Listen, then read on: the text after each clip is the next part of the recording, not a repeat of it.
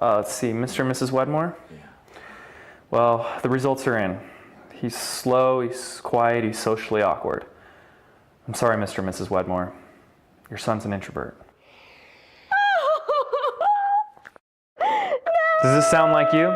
Would you rather stab yourself with a rusty nail than go out to a loud, crowded bar? Do you spend your nights staying home alone to recharge and read a book? Well, it might just be that you've been plagued with the curse of introversion yourself. But fret not, my friends, we do have a solution, and it's coming soon. Stay tuned.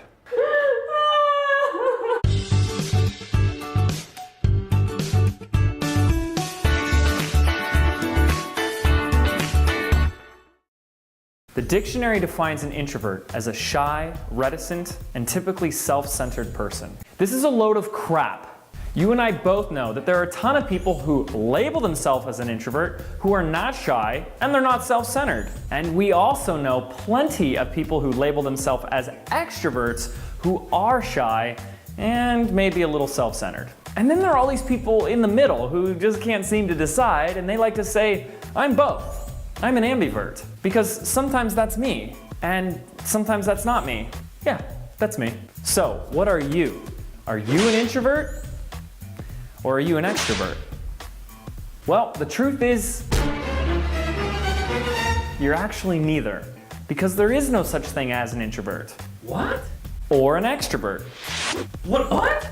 The whole terminology of introvert or extrovert actually comes from Carl Jung, who developed these words in order to describe the attitude types of different people, not to label a specific person as introvert, extrovert, or ambivert. The word ambivert is actually the closest word we can use to describe all of us. Jung even stated that everyone has both an introverted and an extroverted side. It's just simply one is more dominant in all of us. Now, if you're still with me, it's probably because you're introverted. I'm gonna take you a little bit deeper down the rabbit hole, and I promise you're gonna learn a ton about yourself and why you tick. If you were to take the Myers-Briggs Type Indicator test that Catherine Briggs and Isabel Myers originally created in 1962 after heavy influence from Carl Jung himself, you would be presented with one of 16 different combinations of a 4-letter set that makes up your psychological type. Today, all we're focusing on is that first set of letters. The first of these 4 letters, or temperaments, describes how you experience your world, either internally or externally. It indicates how you receive your energy and how you lose it. Now, if you came out as an I for introvert for your first letter, you tend to be very inwardly focused, and other people or heavy external stimuli can easily drain you. In order to recharge, you often need time alone to be with you and your thoughts. And since the majority of people have a lead extroverted function, they tend to not understand this time that you need alone. This leads to these type of definitions that labels introverts as shy recluses that are very self-centered. So whether the first of your 4 letters is I for introvert or E for extrovert, the most important thing you have to understand is that never ever defines who you are. Okay, we're getting even deeper, so stay with me. Now, once you get the 4 letters that make up your type, Jung has presented us with another dimension called functions. Each of the 16 personality types, including yours, all have 4 functions, none of which are created equal. Imagine for a moment a minivan filled with a family of 4 out on a road trip. In the driver's seat, you have the patriarchal father. The father is your primary function. He's the one driving the bus, or your life. Now, riding shotgun is our mother. She is your secondary function. It's not as strong as your first function, but it's still important. And in the back seat is the older daughter, your third function, and of course, little baby brother, your 4th or smallest function. Now, what do all these functions mean? Well, we can't go into full detail with them for you here today, but do know this. Your first function is the primary value or need that you crave in your life. And as you go down these 4 functions, the 4th one, the smallest one, is the smallest because it requires the least amount of fulfillment or need from you. Each of these functions actually carry on their own extroverted or introverted qualities, which means all of us, you included, have 2 introverted functions and 2 extroverted functions. Oh, so is that why most people describe themselves as ambiverts? Bingo. Let's take a look now at this introvert's 4 functions to see who's driving his bus.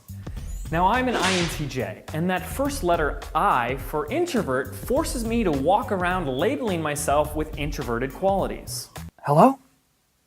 No, I can't. I'm gonna stay in tonight. Yeah, I can't go out. Hey, what can I say? I'm an introvert. You know what, while I was thinking about it, let's go ahead and rain check on next weekend too. So if you take a look at my happy family in their minivan, my 4 functions, Myers-Briggs will tell us that my first function, the one driving the bus, is called intuition. Well, actually, it's called introverted intuition. In short, my primary driving force in life, the thing that juices me up and gets me so excited about life, is an introverted function. But there are 3 other family members on this road trip, and they need some love too. Let's take a look at my second function. It's a bit smaller, but it's still very, very significant. And this one's called extroverted thinking. In simplest terms, this actually means I enjoy thinking out loud and brainstorming with others. So even though I'm an introvert, I still enjoy extroverted activities. In fact, most people that meet me in public don't even believe that I'm introverted. Why? Well, because I'm usually talkative, outgoing, and the opposite of shy. But I wasn't always this way. Growing up, I had horrible social anxiety. I never spoke up in class, and I hardly spoke to anyone. So what happened? Well, in a nutshell, I simply developed or strengthened all of my functions. First, my introverted intuition, my primary function, the thing that drives my bus, I let that flourish. And the confidence that came with that allowed me to develop my secondary function, extroverted thinking. So the next time you want to become complacent with a label and make excuses based on what society tells us, think again. You don't have to be limited by the dictionary term of introvert or extrovert.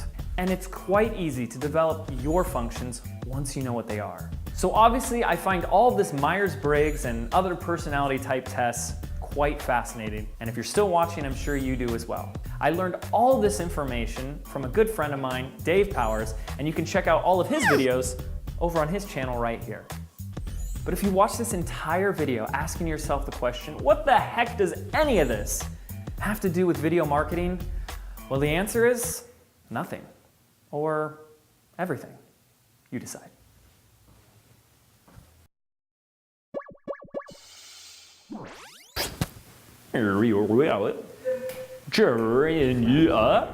What?